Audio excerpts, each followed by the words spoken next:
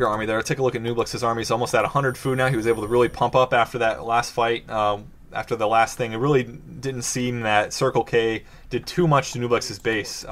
He did delay him, and he, obviously killed Ancients of Wind, and he took out the expansions. But by then, Nooblex had already banked a good amount of gold and was still able to fortify a big 100 food army and go in for a counter offensive, which is going to end up really hurting Circle K. And it's actually what's going to cause him to lose the game here in a minute. He's going to make some really poor decisions and lose some of his heroes. And again, those Chimeras at 2-1, I think he does get the 3-1 upgrade relatively quickly here on him. Those really take out the buildings quick. And you notice on the Priest of the Moon on Nooblex, he picked up a Scroll of Protection. He's also got Scrolls of Healing ready to be used. He's got 2 Scrolls of Protection, I think. Hold on, just 1 Scroll of Protection, 2 Scrolls of Healing. That Scroll Protection, like I said earlier, is really going to help versus those bats. He knows that's what he's going to be up against, and then he needs to be able to defend against it. So those Chimeras really take out these Great Halls very, very quickly, as you guys can see.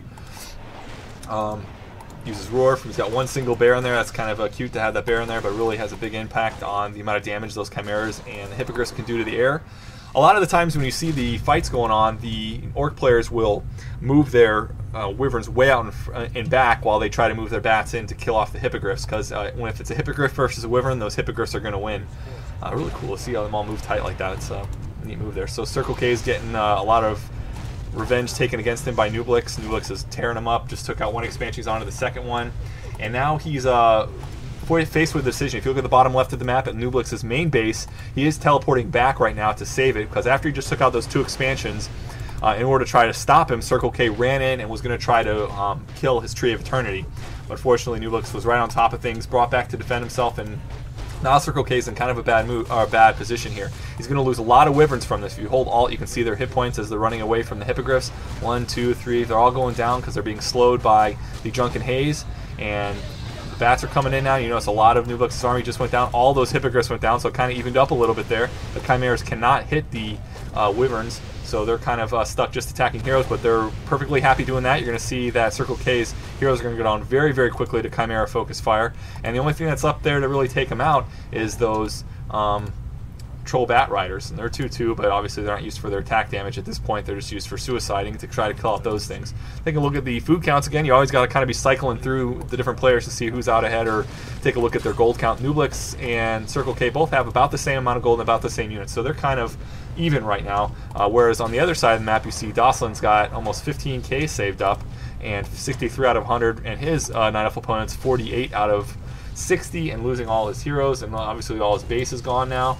He said GG earlier, but obviously he does not leave this match. He does end up squeezing a unit out of there, a Wisp, and is able to rebuild later on in the game, which is a huge, huge mistake there for that. So you notice also Orange, the Nightelf player, is kind of scouting out the rest of the map. He wants to see what everyone else is like, to see if he's in his bad shape, or see if like Nooblex is in as bad shape as he is, or to see if Circle K is in as bad shape as he is, because then he might be able to team up and fight.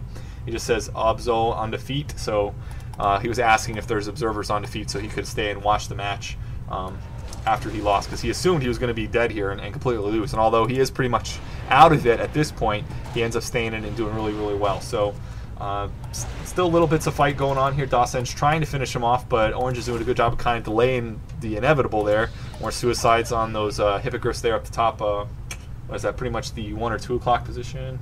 12, 1, 2. Yeah, it's about 2 o'clock. Another thing is really cool to see how this early offense have helped Dawson, whereas it didn't help Circle K, is he's able to expand now. He's expanding at Orange's natural expansion, although it's kind of being harassed by the Demon Hunter right now. He's got a lot of the top of the map pretty much covered by all his expansions, whereas Nooblex was getting his expansions harassed a lot and has had to constantly rebuild them. So Dawson's have a lot of gold saved up, and he's able to fortify that economic advantage even more by expanding out all the top of the map. So it's something to play. If you're an Orc player and you're playing free-for-all, I think it could be a little bit more offensive than some of the other races.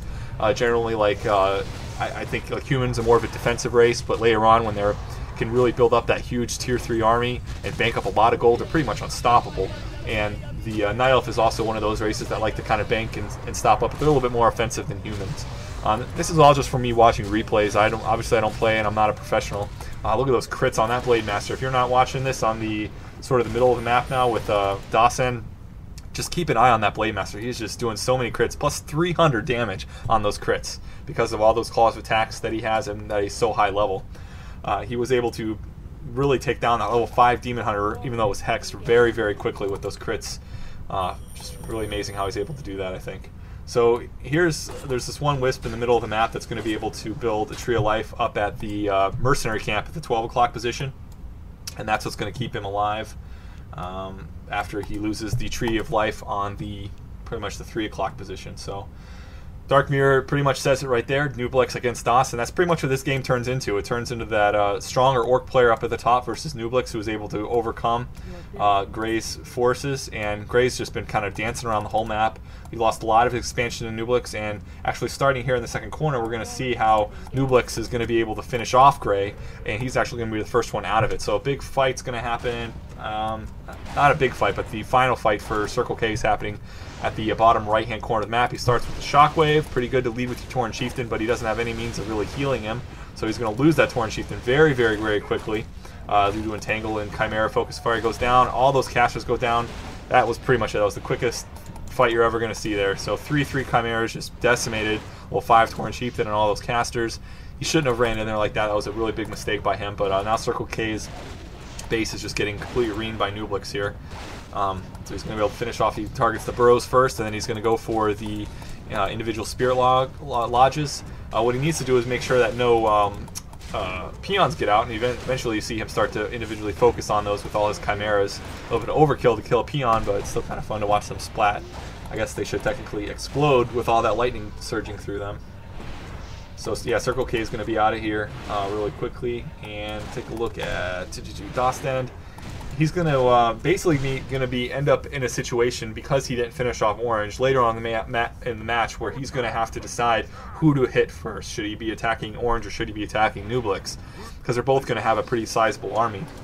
And he makes a wrong decision, and we'll see that later too. This whole game, it just looks like Dostend really has a superior advantage of it. He seems to just really have a good control of the whole early game and the mid game, and he doesn't make too many wrong decisions. Circle K just now out of it, as I said. He was able to finish all his buildings, and really that's what it is. That's all free-for-all is about. It's not who's going to, finish off and almost cripple your opponent, whereas like in 1v1 where you can cripple opponent and they just quit, for the most part, excuse me. You really got to finish off those buildings, because people will stay and they will end up winning, which is really a big part of it. It's something different than what you're going to see in 1v1s. Those Torn Chieftains out there trying to take off Dark and Mirror's Pandaren Brewmaster, and I think he is going to be able to get that Scroll of Time portal off. Let me double check. He's at the middle of the map there by this. Nope, I guess he isn't. Level 6 Torn Chieftain now, so he's got Ankh of Reincarnation, and he just sold it because he does have it as his ultimate now, so he doesn't have to worry about that. Instead of passing it off, he'd rather get the extra gold. Again, banking a lot of gold. Look at his gold now, over 20k gold. 3,000 lumber, more than enough to come back and refortify his army a few times, even if he loses the majority of it to a fight with Nooblex. Nooblex still around 4k, and obviously Orange is really, really hurt. Doesn't have a lot of the, doesn't have anything really. All his heroes are dead now, and really down to just that one Tree of Life that's up in the top part of the map, and he's building a second Tree of Life at the Mercenary Camp, about the, 9 o'clock position? By the Mercenary Camp over there. So if you guys are looking for how is Orange still alive, those are the two things that are keeping it alive, those two trees of life. So now Red's just kind of sitting in the middle. He's like, what do I got to do? I know my last target here is going to be Nooblex. How do I finish him off? We are going to see some bigger fights happen in there, but unfortunately not until the later part of the game. It's going to be a lot of delay tactics, hit and run, people kind of catching their breath after this, past 15 minutes or so, 20 minutes of a match that's going to be going on. That pretty much a straight fight that they've been going on. Back and forth a little bit, both sides of the map getting a lot of action. So now they're trying to say, okay, we just had something happen. Now we got to pick up the pieces and see where to go from here. I believe the first, take a look at my notes. I always take notes when I do these audio commentaries. I think one of the bigger fights is pretty much is going to happen here at DOS's base is what I wrote down. So I think there's a little bit of hit and run here with DOS and Nooblex, but again, eventually one of them are going to make the decision to try to make the fight happen.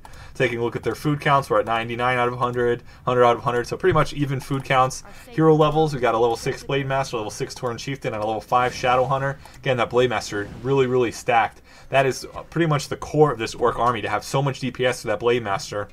One thing that looks bad, though, is he doesn't really have any means of protecting himself. He's got 950 hit points, and that's going to go down very, very quickly to a round of Entangles and Chimeras. And even though he does have